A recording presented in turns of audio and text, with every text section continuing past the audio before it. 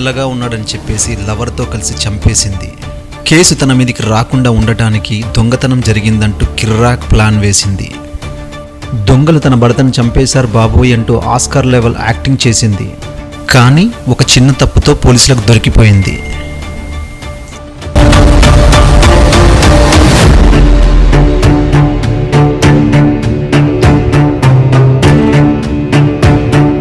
మధ్యప్రదేశ్లోని ధార్లో సంచలనం సృష్టిస్తున్న ఈ కేసులో అనేక ట్విస్టులు పోలీసుల మైండ్ బ్లాక్ అయ్యేలా చేస్తున్నాయి.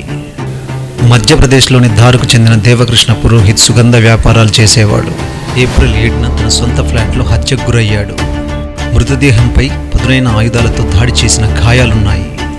తమ ఇంట్లోకి దొంగలు చొరబడి అనేక విలువైన వస్తువులను దొంగిలించారు.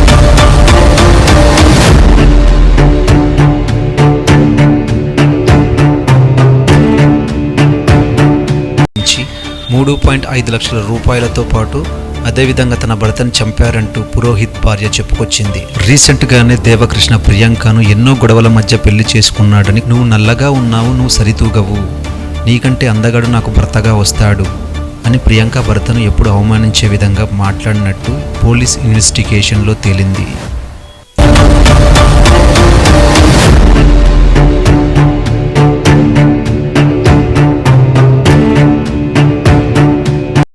ఆ కోణంలో పోలీసులు విచారించగా ప్రియాంక సుపారీ ఇచ్చి మరీ భర్తను చంపేందుకు ప్లాన్ వేసింది. భర్తను చంపేందుకు ప్రియాంక ప్రియుడైన కమలేష్ ఫ్రెండ్ అయిన సూరత్ భట్తో ప్రియాంక ₹1,00,000 ఒప్పందం కుదుర్చుకుంది.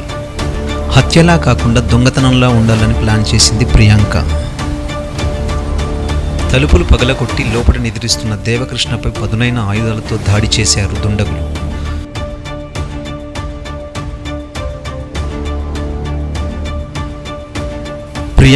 ప్రియాంక ప్రియుడు కమలేష్ ఫ్రెండ్ సురేంద్ర భట్ ఇంట్లో ఉన్న వస్తువులన్నీ మాయం చేశారు.